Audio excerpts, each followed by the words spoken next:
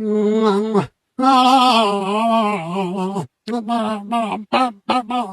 আমি খুব ভালো করে জানি তোমরা কেউ বুঝতে পারোনি আসলে দাদুটা কি বলছে।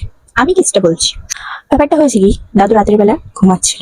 হঠাৎ করে ছাদের ওপরে কিছু শব্দ পায়, যেটা শুনে দাদুর ঘুমটা ভেঙে যায়। আর দাদু তখন ছাদের মধ্যে উঠে যায়। উঠে যাওয়ার পর দাদু চারিদিকে দেখে কিছু নেই। তো দাদু যখন টার্ন নিয়ে আবার নিচের দিকে নামতে যাবে, তখন দাদুর হঠাৎ করে মনে পড়ে দাদুর একটা লুঙ্গি ছাদের উপরে মেলা ছিল, যেটা আর নেই।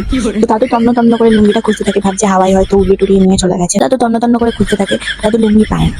হঠাৎ করে একটা গাছের ওপরে দাদুর চোখ যায়, যেখানে দেখে একটি অশরীরী তার লুঙ্গিটা পরে ওখানে বসে রয়েছে। দাদু তখন দাদুর লুঙ্গিটাকে ধাওয়া করে সেই গাছের ওখানে যায়, যাতে সে তার লুঙ্গিটা ফেরত পায় সে অশরীরীর কাছ থেকে। কিন্তু দাদু যখন সেখানে যায় তখন কিছু দেখতে পায় না।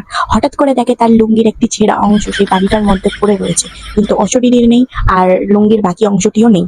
তো দাদু একজন রিপোর্টার মানুষ, তিনি নিজের কাছে নিজেই সোশ্যাল মিডিয়ায় এসে বলছে যে দাদুর লুঙ্গিটা চুরি হয়ে গেছে। আদৌ কি দাদু লুঙ্গিটা পাবে, নাকি সে অশরীরী তার লুঙ্গিটি ঝেপে নিয়ে যায়?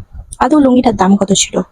তো ব্যাপারটা যদি আমি জানতে পারি তবেই তোমাদের জানাতে পারবো, কারণ এই ভাষা তোমরা কখনো বুঝতে পারবে না, তোমাদের অকাতের বাইরে।